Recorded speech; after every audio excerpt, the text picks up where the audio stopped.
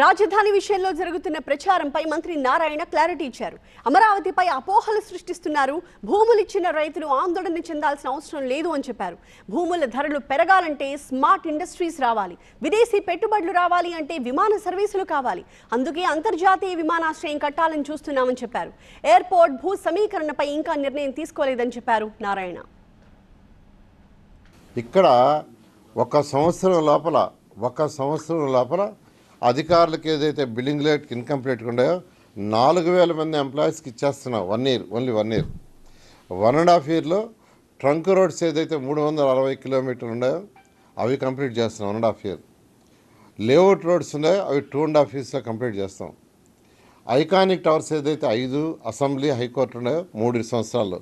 ఆ విధంగా ఒక పక్కా ప్రణాళికలో పోతున్నాం. ఇవన్నీ రెడీ అయ్యే లోపల ప్యారలల్గా స్మార్ట్ ఇండస్ట్రీస్ రావాలి, ఒక మంచి ఎయిర్పోర్ట్ రావాలి. ఏమండి, ఇప్పటి నుంచి నాకు ఇంటి పనిలో కొంచెం ఎక్కువ హెల్ప్ చేయండి. ఎందుకు? నీకు జాబ్ దొరికిందా? నాకు నేనే బాస్ అవ్వాలనుకుంటున్నా. ఎలా? బాస్ వాలా బీ ద బాస్.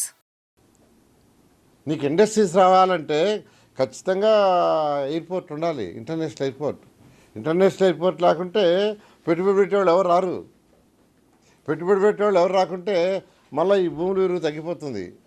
సో వీటన్నిటిని దృష్టిలో పెట్టుకొని అపార అనుభవం ఉన్న ముఖ్యమంత్రి గారు ఇచ్చిన డైరెక్షన్ ప్రకారం ముందుకు పోతున్నాం.